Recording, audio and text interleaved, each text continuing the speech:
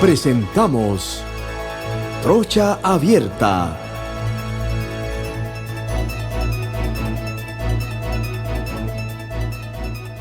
Decirle "is a la vida" es dejar que el mundo te sorprenda. Como cuando Susana estaba terminando su videoreceta y en un descuido su perro de un salto se la comió. El video de este pequeño accidente se hizo viral y en su cuenta llegó a millones de personas. Cuando lo ves así, aprendes a reírte y disfrutar cada momento con la seguridad de decirle "is a la vida". Internacional de Seguros, regulado y supervisado por la Superintendencia de Seguros y Reaseguros de Panamá. Muy buenas tardes, amigos oyentes de KW Continente, y este es su programa Trocha Abierta. Ya ha pasado todos estos momentos de carnaval, estamos aquí de vuelta, como siempre, tratando de llevar adelante con buenas ideas, aunque hay las discusiones de amistad aquí, para poder buscar las soluciones que hay en este país que necesita. Está con nosotros, como siempre, Mérito González, de la provincia de Chitré. Saludos a todos. Bueno, Chitré todavía no es provincia, somos el distrito cabecera de la provincia de Herrera. Saludos, bendiciones. También está con nosotros en el programa Eduardo Castillero Lange, primo querido y adorado. Buenas tardes a la audiencia de KW Continente, retomando ya las actividades para compartir con ustedes nuestros pensamientos y que les sirva para sacar sus propias conclusiones. Bien, este amigo y servidor de siempre, Agustín Sosa, dándole gracias a Dios porque hoy estamos en un nuevo día, en un nuevo amanecer, una nueva semana, tratando de ir avanzando en este país, que este país camine como debe ser. Hemos pasado una fiesta de carnavales donde ha habido de todo, para todos, y más que todo en el tema político. Así que para iniciar, bueno, Eduardo, tú querías comentar algo con relación a los temas eléctricos en Panamá. Sí, mira, he estado escuchando que, bueno, ayer me enteré que hay una nueva secretaria de Energía en reemplazo de la persona que pasó a ser ministro de Comercio. No sé cuánto conozca. Dios quiera que en los últimos 6 meses tengamos tranquilidad en el mercado eléctrico. Pero hay muchas medias verdades y otras cosas que no tienen por qué ser del conocimiento de las personas. Remontémonos al IRRE. Los 3 componentes que manejaba el IRRE eran la generación. Esta generación se produce en plantas, ya sean térmicas, ahora de gas, hidráulicas, con ríos deprimidos, y se ha incorporado algo que no había antes, que eran los paneles solares y la energía generada por el viento, que se conoce como eólica. Esta generación va a una subestación que eleva el voltaje a 200,000 voltios, que es donde para que se pueda transmitir la energía en las líneas de, valga la redundancia, de transmisión. Esta transmisión, ordenada o administrada por el centro de despacho, dependiendo de las necesidades que haya en cada punto, son enviadas a una subestación reductora del voltaje a 110 y hasta 120 kilowatt hora, que es la que nosotros recibimos en nuestros hogares. Dicho esto, viene el primer inconveniente. ASEP no tiene los equipos para medir que las empresas distribuidoras entreguen energía a 110 y hasta 120 kilowatts. Yo he hecho de mi cuenta mediciones en mi casa en Reparto Nuevo Panamá, y aquí con un ingeniero idóneo, un ingeniero electrónico, electromecánico y un ingeniero en energía, pudimos detectar que la energía que pasaba por los hilos de distribución estaba entre 125 y 130 kilowatts, voltaje al que la distribuidora es eficiente, pero ese no es el voltaje que resisten los equipos que están en las casas de cada uno de nosotros. Pero ¿quién lo mide? Ellos. ¿A quién le pagamos? A ellos. ¿Qué hace ASEP? Creer en lo que le dicen, porque no tiene los equipos para medir. Ese es el primer inconveniente que hay en este mercado eléctrico. Cuando se hizo la privatización, se crearon, vamos a decir que había una institución que en aquel entonces tenía 3 especialistas dirigiendo. Uno para electricidad, otro para telecomunicaciones y otro para agua. Esto porque la política, cuando se mete en una actividad, la daña.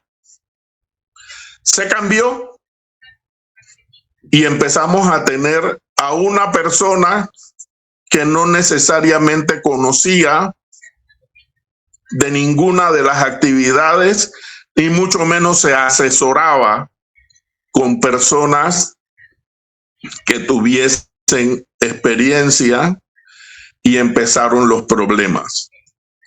Dicho esto, se da la privatización, las plantas generadoras, y esto para que se entienda, quede claro que no hay forma ahora, antes sí se dio, de que haya un juego justo, un juego ecuánime, parcial. Las generadoras van a una licitación en donde por mejor precio se le adjudican por un determinado cantidad de meses que supla la energía que licita una de las distribuidoras. Se hacen estos acuerdos, se venden los bloques de energía, las distribuidoras son las que sirven el mercado, y tanto la distribuidora como la generadora le pagan a ETESA, que es el fiel de la balanza, que está 100% en manos del gobierno, el peaje, lo que se conoce como peaje, que es el uso de la línea de distribución. Entonces, ¿qué nos ha ocurrido? una falta de supervisión de parte de ASEP por no tener los equipos y porque no necesariamente bien supervisados es negocio el sistema de distribución de energía. Antes de continuar, Eduardo, para que siga con el mismo tema, también le damos la bienvenida al doctor Jorge Gamboa Arosemena. Saludos especiales, interesantísimo lo bueno, que está si ustedes mostrando Eduardo. Adelante. Continuamos entonces contigo. Si ustedes hasta el momento desean hacer alguna pregunta, con gusto. Las preguntas que ustedes hagan como personas que no necesariamente tienen la suerte que tuve yo de trabajar y de ahora ser accionista de una de los componentes del mercado eléctrico, aunque sean en mínima cantidad, pero algo conozco. No, y definitivamente, pero me pareció escucharte que en un principio estaba diseñado correctamente los protocolos para darle seguimiento a estas acciones de las compañías que habían ganado los paquetes estos de distribución y de generación. Claro, porque el ente regulador estaba con una persona idónea en la dirección, y esto se cambió, entró la política, hubo comisiones que se crearon compuesta por los representantes de cada una de las empresas, y como todos, por más inocente que seamos, debemos entender, se empezaron a hacer los vestidos a la medida de los que iban a las reuniones. Ahora bien. Un momento allí, Eduardo. Entonces, sí, tú le echas responsabilidad a que se politizó la institución. Eso en parte. En parte, porque, bueno, es decir, la política se metió en la educación y la echó a perder. La política se metió en el seguro social y estamos viendo cómo estamos. La política dejó de tener la responsabilidad de la salud, y la salud está recostada del seguro. Les pregunto yo a ustedes, ¿ustedes se pueden bañar y vestir y ir al club de golf a desayunar? No, el día que quieren. Lo que quería era orientar también en nuestra responsabilidad de docencia, que más que la política es la búsqueda del bien común. Decía el Papa Pío XI en 1923, es la expresión más alta de caridad humana después de la religión. Aquí eso es lírica, Jorge. Es la politiquería. Es bueno, que pues hemos distorsionado, y entonces la gente por eso se abstrae de participar en política, porque dice, los políticos son unos maleantes. Sí, los politiqueros son maleantes y han torcido el efecto correcto de la política, como el derecho. Hay abogados que tuercen el derecho para que sus defendidos no paguen. Entonces, tenemos que ilustrar a la gente, o por lo menos reorientarles en sus visiones. Estoy de acuerdo contigo que se politizó en el sentido de que se metieron los intereses de los partidos y los intereses de grupos económicos, porque también no solamente política es la política partidaria, hay la política de los grupos económicos. Entonces, Panamá es toda una distorsión, y definitivamente aterrizamos en lo que tú has revelado, que estamos en un déficit absoluto en prácticamente todas las actividades del Estado panameño. Yo te hago una pregunta, tú que tú estás versado en eso, Eduardo. Primero, ¿fue necesaria la privatización? Yo creo, para mí creo que no, porque Lo más farsante que dijo el Toro Vallares en su momento fue que íbamos a conseguir luz barata y eso es totalmente falso. Esa es la primera pregunta. Segundo, tú en tu conocimiento, ¿se ameritaba el aumento de la luz? Mira, a mí me aumentaron más del 15% de lo que ellos dijeron en los medios que iban a subir 15%. Yo estoy pagando mucho más del 15%. Y yo creo que aquí nos están robando, por un lado. Y también escuché por ahí, este fin de semana de carnavales, por ahí sale un video de un muchacho diciendo que la mina compró un porcentaje o el gobierno le vendió un porcentaje. Yo no creo mucho esa información, pero la digo aquí porque se ve en las redes, porque aquí los medios de comunicación guardan silencio en muchas cosas. Y donde él decía que había comprado un porcentaje por el cual esta compañía minera, que también se mueve en el tema eléctrico, había comprado parte de la distribución. Esos son los 3 puntos que te quiero preguntar y qué tú sabes al respecto y si realmente era mejor de todo. Empecemos de atrás para adelante. No tengo conocimiento de que nadie haya comprado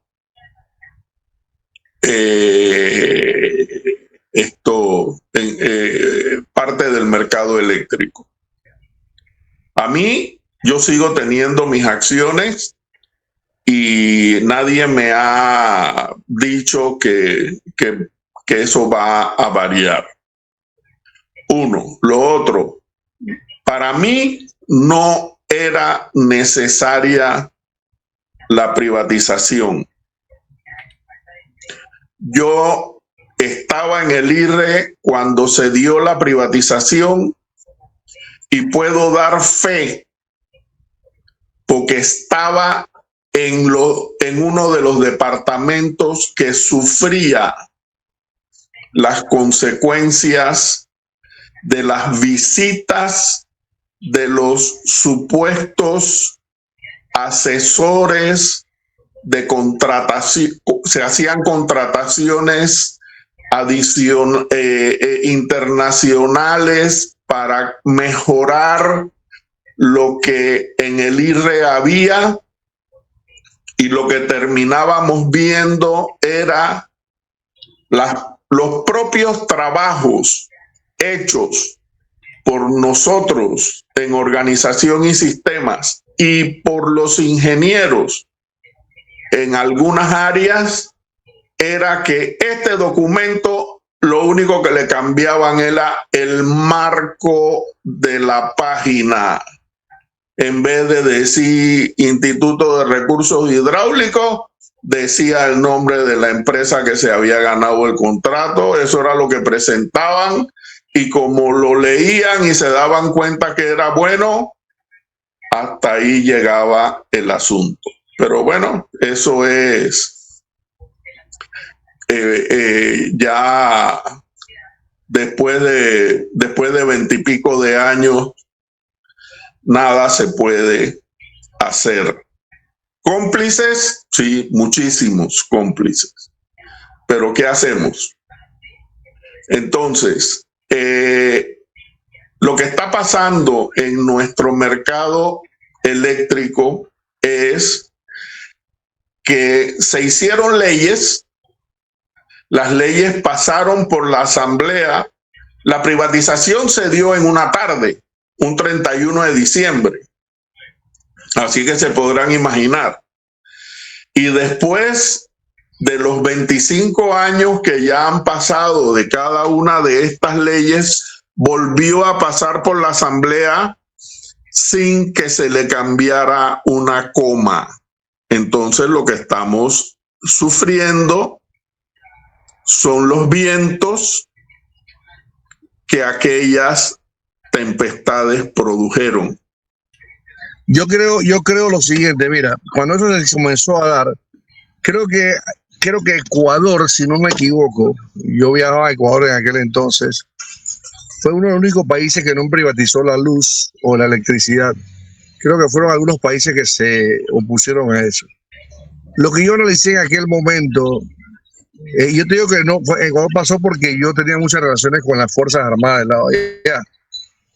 Y me acuerdo que yo analicé en ese momento que las compañías europeas habían llegado a su tope económico y Europa básicamente es el continente donde financian a América Latina en todos los aspectos de los gobiernos, y pusieron como regla, si tú querías plata, tú tenías que privatizar, porque las compañías que estaban allá llegaron a un tope económico y no había una manera de cómo avanzar hacia mayor economía para esos países, porque Europa había entrado en una crisis económica muy horrible. Entonces obligaron a traer los fondos internacionales a que los países estúpidos como nosotros y con políticos corruptos o políticos que no veían visión de Panamá, sino visión de sus propios intereses, hacer estos movimientos económicos que al final de cuentas perjudicaron y perjudican hoy en día a la nación panameña, y no hay nadie que pueda hacer nada porque todos tienen un compromiso con estas empresas por el cual no participan. Por eso que yo te preguntaba, yo sabía que tu respuesta iba a ser así también, es que aquí no amerita un tema que haya aumentado, y tenemos un gobierno o gobiernos que no tienen corazón, que han permitido que estas empresas hagan lo que le dé la gana en este país, y al final de cuentas el pobre se hace más pobre, la clase media baja a la pobreza, porque es lo que están llevando a destruir. ¿Por qué? Porque aquí no hay una política nación, aquí hay una política de intereses, donde ¿qué hay para mí? ¿Cuánto me das a mí si yo te entrego esto? ¿Cuánto me das a mí si yo te voy a ayudar con otro acá? Y ese es el verdadero problema que nosotros estamos viendo en este país con relación, muy puntual, en la parte eléctrica. Porque incluso yo soy el criterio que la primera empresa que compró aquí el Intel fue Cable & Wireless de Inglaterra. Y era el mismo sistema. ¿Cuál era el problema? El problema de la economía europea. Y yo creo que tampoco el Intel debió haberse privatizado.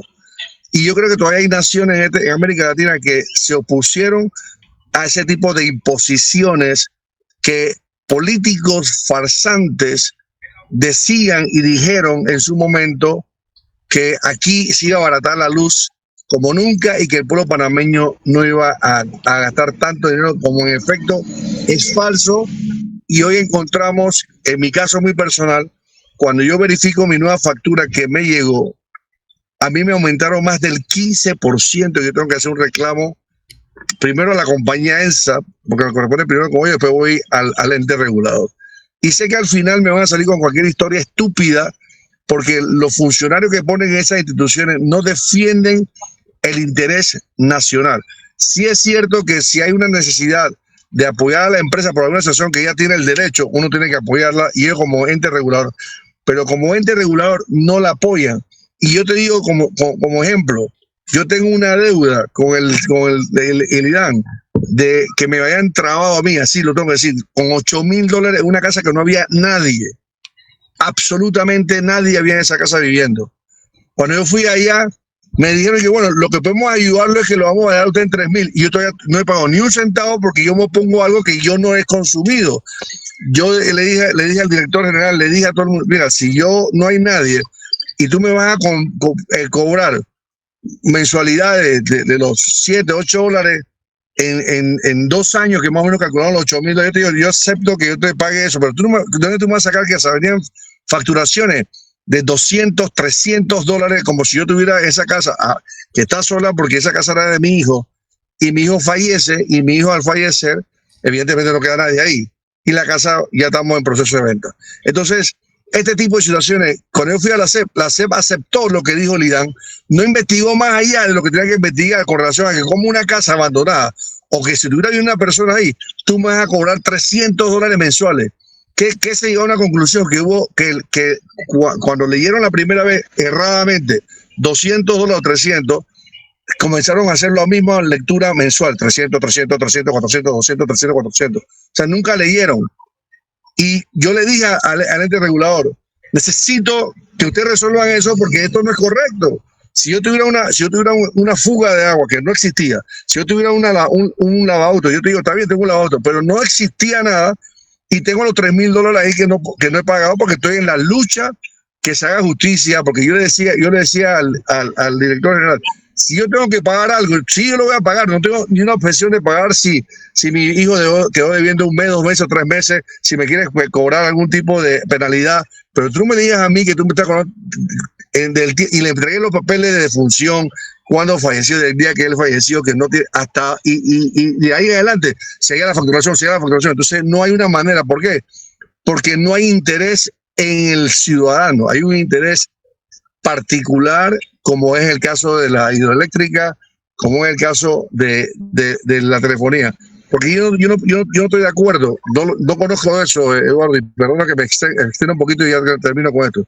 Yo no estoy de acuerdo que tú tengas una generadora, una distribuidora y después una comercializadora. Creo que es el tema, son 3 pasos que lleva este tema de la luz. Así es. Y eso todo cobran, todo ganan. Entonces, ¿cómo tú vas a hacer eso al pueblo panameño? Es una maldad de estos gobiernos y del Toro Guayana en su momento. ¿Cómo tú me vas a poner que tú generas de fortuna, que estoy cerquita de ellos en este momento porque estoy por acá por Chiriquí, tú generas eso y tú le vas a dar a una distribuidora y a una comercializadora, todos tienen que ganar? ¿Y quién paga el pato de esa ganancia? Ya hay situaciones técnicas que entran en el proceso y es bueno que el pueblo que nos escucha, la radioaudiencia de KW Continente y de Trocha Abierta, entiendan cosas. La forma como está diseñada la República de Panamá tiene los ríos más caudalosos que en su momento fueron en donde se crearon las plantas de generación en un extremo del país, la provincia de Chiriquí. Y tenemos la capital de la República y la fuente de consumo de gran escala en la ciudad de Panamá, que estamos a 450 kilómetros de distancia. Y la forma como se puede transportar esa energía es a través de conductores de transmisión. Pero es que esos conductores de transmisión no pueden venir a Panamá para que de Panamá se devuelva a las distintas áreas en donde se requiere, porque existen las necesidades y el sistema así es eficiente que tenga subestaciones reductoras a lo largo de la República, en donde la energía que se necesita llegue a esa subestación reductora y asimismo se van haciendo los enlaces para que en cada casa haya energía. Y es bueno que se entienda también, la energía no se puede embotellar, la energía la podrás acumular ahora por sistemas costosos con bancos de baterías, pero eso te hace que tu kilowatt hora aumente y lo tienes que hacer de manera individual porque no existen bancos de batería que puedan atender las necesidades de Chitré. Tú podrás atender las necesidades de un hotel, tú podrás atender las necesidades de un hospital, pero no de la provincia porque es costosísimo. Cuando se da la privatización, se tenía que seccionar porque no había. Primero se estaba con el mito de que se quería privatizar un monopolio que se consideraba el IRRE, porque el IRRE tenía los 3 componentes bajo su administración. Entonces se seccionó la distribución, se seccionó la generación y se quedó como el fiel de la balanza la transmisión. Estos son situaciones técnicas que son complejas. Y el que venía a adquirir no se le iba a vender el IRRE como tal, porque eso era salir de Guatemala para entrar en Guatepeor. Ustedes se imaginan si hubiera llegado ENSA a encargarse del IRRE, estuviéramos viviendo con guaricha. Pero, porque ¿quién les iba a satisfacer el apetito? Diga. Pero esa situación la tenían que prever o la tenían que ver los políticos en P con P mayúscula. Pero aquí lo que había era una partida de pillos.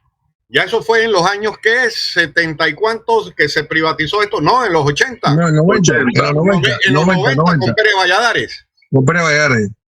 Pero ya veníamos de 21 años de dictadura, de que todos los allegados a la clinque militar y a los parientes de la clinque militar pasaron de andar con 2 manos tapándose el rabo a ser millonarios y multimillonarios. Entonces este pueblo definitivamente no entendió que dejar eso en manos de los que, porque imagínate, a los 4 años y medio volvió a ganar el PRD cuando habíamos salido de la dictadura maleante, criminal, porque no solamente era el latrocinio, sino también desaparecidos y muertos. Entonces estamos pagando con creces esa irresponsabilidad de los opositores a la dictadura. Tanto así que Ricardo Arias Calderón, que se opuso a Omar Torrijos de frente, fue utilizado, mangoneado, a que fuera a santificar al señor Martín Erasto Torrijos Espino, cuando ya estaba disminuido por una enfermedad. Entonces, cuando vemos todo esto y no somos capaces de analizar, oye, estamos pagando lo que nos hemos... Pero, Jorge, ¿sabes una cosa? He estado escuchando, pero hay cosas que no me quedan claras y siento que, no sé. Antes del 69, 70, aquí existía en manos privadas, pues, me dicen, porque yo nací en el 68, pues, Fuerza y Luz, sí. O empresas. Llega el gobierno revolucionario de Omar Torrijos Herrera y empieza el proyecto nacional de electrificación y crea el Instituto Nacional de Recursos, el IRRE, pues, ¿ok? Cuando yo tenía más o menos, la década del 90, cuando Ernesto Pérez Valladares gana, la excusa que yo en su momento escuché de que había que privatizar, ¿verdad? Una era modernizar el Sistema Nacional de Electrificación y que no había los recursos y por eso había que privatizar. Otra era que las IFIs querían o habían prácticamente le habían estaban obligando a que privatizara por temas de inversiones, por temas de financiamiento, y que si no se hacía así íbamos a perder, no sé, pam. La otra es que efectivamente esa privatización iba a abaratar los costos, íbamos a tener electricidad más barata para todos los panameños, moderna, eficiente y todo lo demás, ¿ok? Eso fue lo que yo escuché. O sea, el programa de electrificación fue de Omar Torrijos, ¿no? Pero déjenme terminar y después me aclaran, porque es que estoy escuchando aquí un poco de cosas, pero no entiendo. O sea, el PRD fue el que en su momento trajo la nacionalización de la empresa como el IRAN. Melito, detente ahí un momentito para que continúe. Nada más te voy a decir, En ese momento, cuando tú estabas en la escuela, la energía costaba 11 centavos el kilowatt. Hoy yo pago 26. Con la explotadora Boyce Cascade, que era la dueña de la Fuerza de Luz. Por eso, pero la pregunta es la siguiente. O sea, sigo mejor para poner todo en contexto. Ok, se privatiza, ¿no? Se privatiza. Yo dije hace 1 o 2 semanas, coincidentalmente, y estoy revisando en internet, y en Centroamérica, en los índices que veo por ahí, Panamá está actualmente en 2022, pues fue lo que pude lograr. Y yo dije, es necesario tener a un especialista que nos explique por qué los costos, ¿no? No voy a defender a estas empresas, porque estas empresas no solamente son un desastre, porque yo no recuerdo de la época, los 80, los 70, que hubiesen tantos apagones. Acá, acuérdate que acá hasta ahora para los carnavales se fue la luz. Acá cada rato se me va la luz. Hay cortes de luz. Eso es una cosa, y ni se diga en Panamá ya, pero bueno. Entonces, Centroamérica, Panamá tiene una de las paga en lo que yo he estado analizando, que es la luz más cara, pero la luz es una de las más baratas. Estamos por encima, creo que de Honduras, Guatemala, o sea, estamos como por encima de todos esos países. Ahora, definitivamente que la politiquería, como bien dijo el doctor Gamboa, y no la política, porque la misma palabra política implica hacer las cosas bien, y hay una definición de política que es el arte de hacer las cosas bien. Correcto, así mismo es. No podemos utilizar los términos. Lo que tenemos nosotros son de politiqueros, son delincuentes, mafiosos, maleantes. Es lo que tenemos, no políticos, son politiqueros, son maleantes, son delincuentes, son ladrones que compran a los electores para llegar a los puestos de diputados y todo lo demás para hacer lo que les da la gana en este país. Y ya yo he explicado aquí que detrás de estas empresas que llegan a Panamá, con estos delincuentes que tenemos como politiqueros corruptos, lo primero que le exigen es acciones de las empresas para ellos llenarse los bolsillos y seguir llenándolos y seguir comprando a los electores que les salga totalmente barato porque no ponen un real. Así que detrás de estas empresas hay politiqueros maleantes, y no solo del PRD, de todos los partidos, porque cada vez que llega un gobierno, lo primero que hacen es cómo sacan gratis, se meten millones al bolsillo, como dijimos el caso de la minera, que hay un 10% que no sabemos quiénes son, pero lo más seguro es que la minera le dio, ¿verdad?, acciones a algunos delincuentes que siempre se han robado el dinero del país, ¿verdad? Y son los grandes héroes de la patria, o los gamonales, o los padres de la patria, que muchos de ellos son en las asambleas, ministros y todo lo demás, están en la asamblea y lo demás. Ok, entonces, yo necesito saber exactamente por qué el costo, porque definitivamente, si nosotros estamos en uno de los de Centroamérica más baratos, de la energía más barato, entonces si se puede mejorar eso por un lado. Segundo, entender, comprender y analizar y empezar a promover las palabras de Monseñor Ulloa el día de ayer, miércoles de ceniza, donde dijo que había que votar por personas y que buscáramos los mejores, porque la responsabilidad de nosotros, si seguimos votando por los mismos delincuentes, que todos, y él lo dijo, aquí todos sabemos quiénes son, todo Panamá es muy chiquito y no podemos votar por los mismos maleantes. Y tenemos que empezar a decir las cosas como son y a buscar la forma en que estos delincuentes que tienen mucho dinero, se han llenado de dinero, bueno, se atribuye a Pérez Valladares, que también privatizó los casinos, y que él se agarró uno de los casinos y se le demandó y todo, y bueno, salió, ya no, pues, que eran los dueños. También se le atribuye que se llevó Belsao y Belsao después la vendió, como aquí muchos se cogen empresas del Estado y después las venden, o organizaciones o instituciones del Estado o empresas del Estado, y después las venden, pues, porque se los dan, y véndelo después a lo que te da la gana, ¿no? Y así. Pero no sé una cosa, Mérito, para continuar un poquito con lo tuyo, Mérito. Para una cosa era oligopolio y monopolio, pero cuando entró Kevin Aguirre le dieron la exclusividad de reventar la telefonía aquí en este país, y que no pueda venir ninguna competencia. Y así mismo el gobierno del señor Valladares prohibió, cuando hicieron la autopista, que arreglaran la carretera Panamá-Colón, golpeando a los panameños. Y es lo que vemos, los malos políticos que dicen amar a esta nación y no hacen nada por el país. Bueno, para que sepan los oyentes que el padrino, o el que está detrás de Nito Cortizo y ahora de Gaby Carrizo, es Ernesto Pérez Valladares. Es el que los promovió, los ha promovido y los sigue promoviendo. Entonces ya sabemos cuáles son los intereses de esa gente.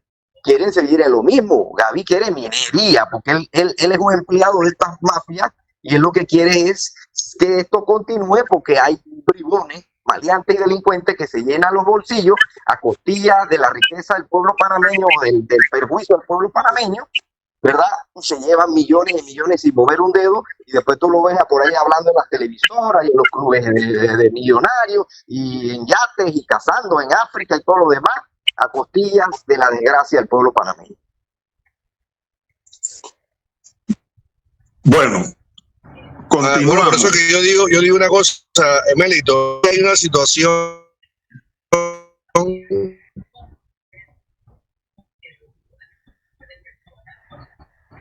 se cortó la comunicación, Agustín. ahí donde, como bien tú lo dijiste, ninguno viene con una mentalidad de nación para corregir el país en todos los sentidos y aspectos, porque todos vienen bajo un propio interés.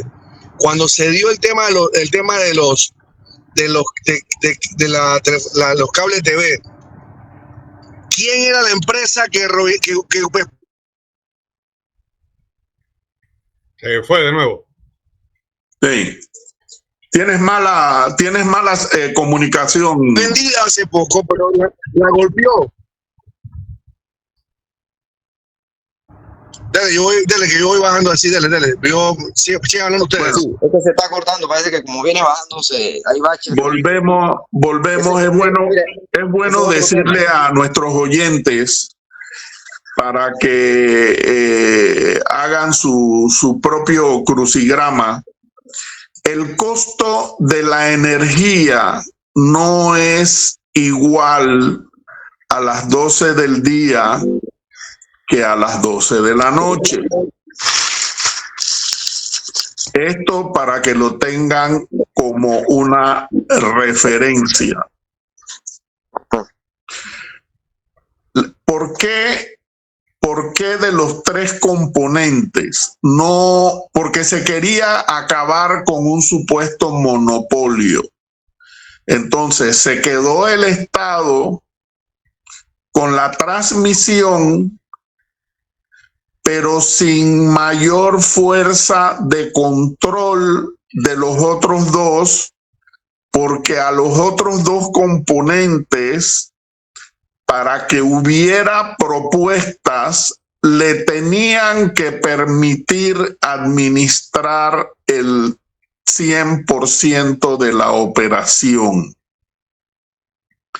El Estado tiene 49%, el que compró los derechos tiene 49% y los trabajadores tenemos 2%. Así fue como se logró que hubiese interés. Pero veamos cosas en detalle para que veamos los chambones que somos. ENSA es un ente del municipio de, creo que es de Cali, de una de las provincias, de los departamentos de Colombia. Es ENSA el administrador. Entonces dense cuenta de a qué distancia estamos nosotros para que, por ejemplo, la distribución de energía de la mitad de la ciudad de Panamá la pueda manejar el municipio de Arraiján. No. Entonces, por esa razón es que se tuvo que vender esta privatización y ellos fueron.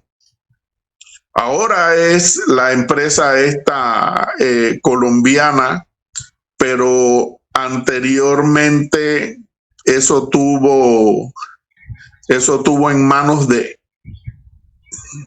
Ya la memoria. Ayúdenme. Eduardo, definitivamente. B12, toma B12. Mira, son acciones o situaciones estratégicas para un Estado controlar su oportunidad de darse energía. Entonces, si es una acción o una situación estratégica, el Estado no puede desentenderse y no puede dejar que los politiqueros más redomados sean los que manejen esto, porque al final el resultado va a ser que el pueblo pierde, las empresas ganan y los traficantes de influencia, los que intervinieron en las concesiones, también ganan. Eso es lo que estamos viviendo. Nuestro problema es básicamente técnico, sí, porque tú has estado dando una serie de luces sobre la complejidad técnica, pero también es el objetivo.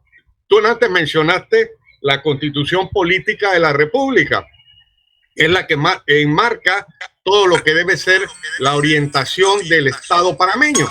Y esa Constitución entonces nos está fallando. Por eso hay que cambiarla, hay que buscar una nueva forma de regir o de tener el marco lógico de la administración del Estado panameño. Y ahí no sé si me escuchan ahora. No sé si me escuchan ahora. ¿Me escuchan? Ahora sí. Sí, pareciera que sí. Sí, que voy bajando de boquete. Miren, le digo lo siguiente. Para mí ninguno, lo que decía hace un rato, que ninguno de los candidatos presidenciales, ninguno, no le voy a poner excepción a ninguno, están pensando en precisamente darle al pueblo panameño las reivindicaciones que necesitan. Todos te van a decir, voy a pelear, pero así entre dientes, contra la corrupción, voy a pelear entre dientes para arreglar el tema del seguro social, todo entre dientes, porque al final de cuentas no sale del corazón de ellos un arreglo hacia este país. Por eso que yo siempre critiqué las privatizaciones, y pues que para una cosa era monopolio u oligopolio, pero para otras empresas no era. Y yo lo que comentaba que cuando a Guayle le dieron la concesión de la telefonía, le dieron exclusividad por, no sé si fueron 20 o 30 años, para que ninguna empresa pudiese explotar aquí. Y también una empresa que conocemos bien, que explotaba el cable TV aquí, una sola empresa lo hizo solita hasta cierto punto, y entonces yo pregunto, ¿dónde estaba el oligopolio o el monopolio que hacía ver que lo que hicieron con el tema de la electrificación, de querer decir que no queremos practicar esas situaciones que son incorrectas, sin embargo con otro lado no lo hacíamos? Porque a sencilla razón, que ninguno está pensando ni pensará en algo positivo para el país. Lo que hacen con el pueblo panameño es que los engañan con caramelos, diciendo y llenándose la boca, como este gobierno, llenándose la boca y diciendo que él hace y hace y hace, y todo es una farsa y mentira. Por eso que yo no creo en ninguno de ellos, y por eso que yo, Agustín, yo lo digo públicamente, yo no voto por ninguno de esos sinvergüenzas, por ninguno para la presidencia. ¿Por qué? Porque yo no voy a dar mi voto a engañarme a mí mismo, a darle un voto a una persona que dice decir que él va a hacer, cuando es falso de toda falsedad. Pero mira, y podemos desmenuzar cada candidato. Agustín, no seas tan duro, porque no solamente tú hablas, David, tal vez de los presidenciales, de los candidatos presidenciales, pero si te vas para abajo, hay gente buena, hay gente bien intencionada, solo que están desenfocados.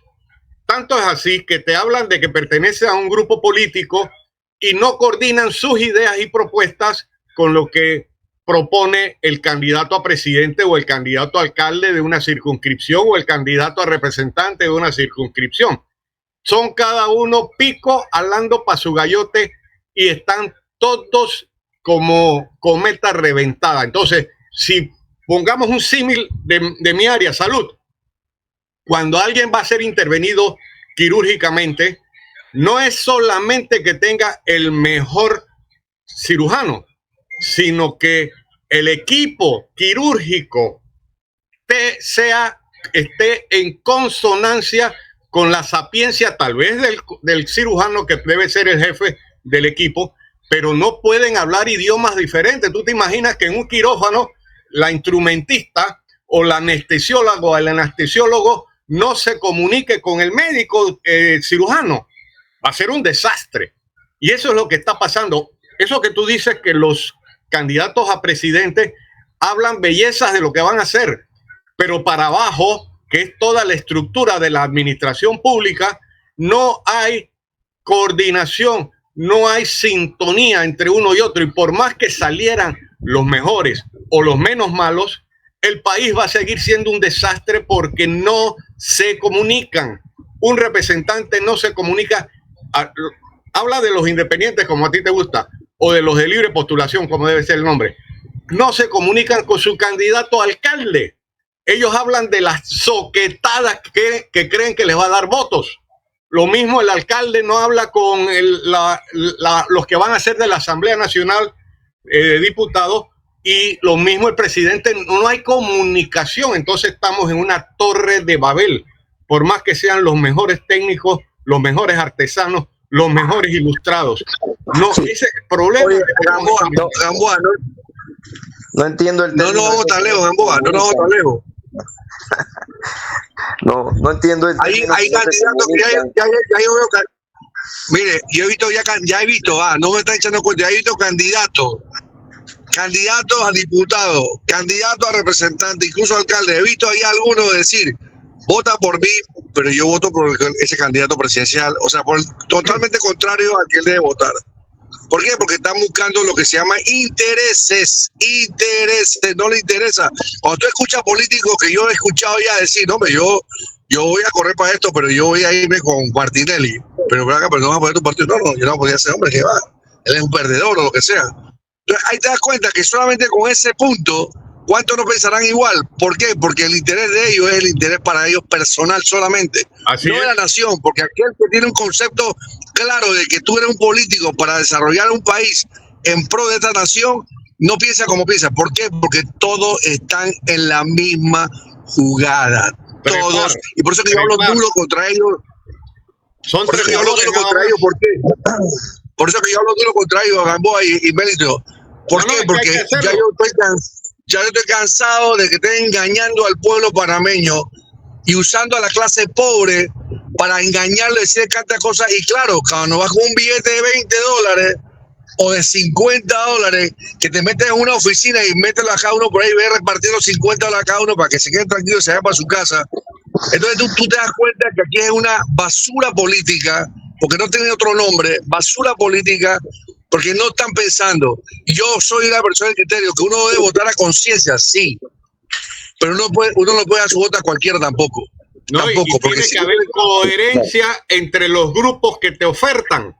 No puede ser que alguien esté como cometa reventada. Mira nada más, el exdiputado Salas de Colón, panameñista de cuna, está con Ricardo Martinelli.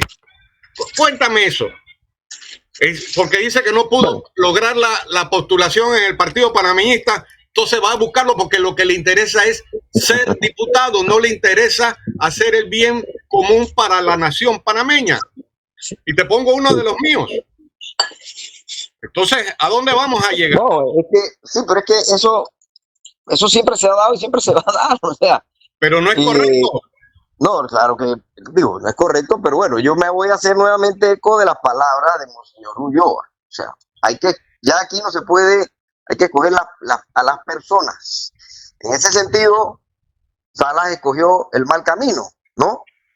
Escogió el mal camino, ese es el problema de él. O sea, Dios nos dio el libre albedrío para que escogiéramos entre el bien y el mal, ¿no? Eso está desde la Biblia, desde el segundo capítulo, creo que adelante dice, bueno, tú escoges el bien, escoges el mal. Cuando Dios le dijo a Caín, hey, si haces lo bueno, vas a ser reconocido por eso, pero si haces lo malo, el mal va a estar ahí contigo, te va a destruir, te va a acabar, ¿no? Y bueno, Caín, a pesar de que Dios directamente le dijo, tienes dos caminos, no hagas lo malo porque te va a ir mal, haz lo bueno para que veas cómo vas a ser reconocido por eso, y él escogió el mal camino. Entonces,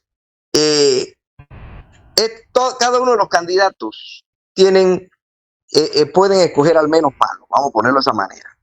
Cada uno de los candidatos, nosotros tenemos la posibilidad, y así lo dijo Monseñor Ulloa, aquí nos conocemos todos y todos sabemos quiénes somos, ¿no? Ya nosotros hemos visto y revisto todo lo que ha pasado en este país. Nos toca que escoger a los menos malos o a los que nosotros consideramos los buenos. No por intereses, no por politiquería barata, no porque nos repartieron termos, vasos, gorras, suéteres ahora en los carnavales. No, eso no tiene nada que ver. Usted si lo usó bien, lo usó, se protegió del sol, lo gozó, lo disfrutó, olvídese de eso.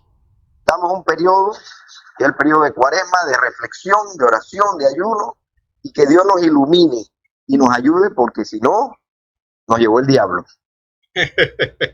Así mismo es. Bueno, lamentablemente ya llegamos al final del programa. Agradeciéndole a Eduardo Castillero, a Melito González, al doctor Jorge Gamboa, a Rosemena y este servidor Agustín Sosa Peñalba. Su sintonía, amables oyentes de cada continente a través del programa Trocha Abierta. Así que si Dios lo permite, nos veremos mañana y no antes recordarles que nos pueden ver por las redes sociales, por YouTube, Trocha Abierta Panamá, por Instagram y por Spotify. Así que si Dios lo permite, nos veremos el día de mañana, viernes, finalizando esta semana. Hasta mañana si Dios lo quiere. Decirle is a la vida es dejar que el mundo te sorprenda. Como cuando Carlos iba a la montaña con su grupo de amigos y se le flateó la llanta. Y mientras esperaban la ayuda, encontraron una cascada escondida que hoy es uno de sus destinos favoritos. En los imprevistos también puedes encontrar cosas maravillosas que te cambian y motivan a seguir diciéndole is a la vida. Internacional de Seguros. Regulado y supervisado por la Superintendencia de Seguros y Reaseguros de Panamá.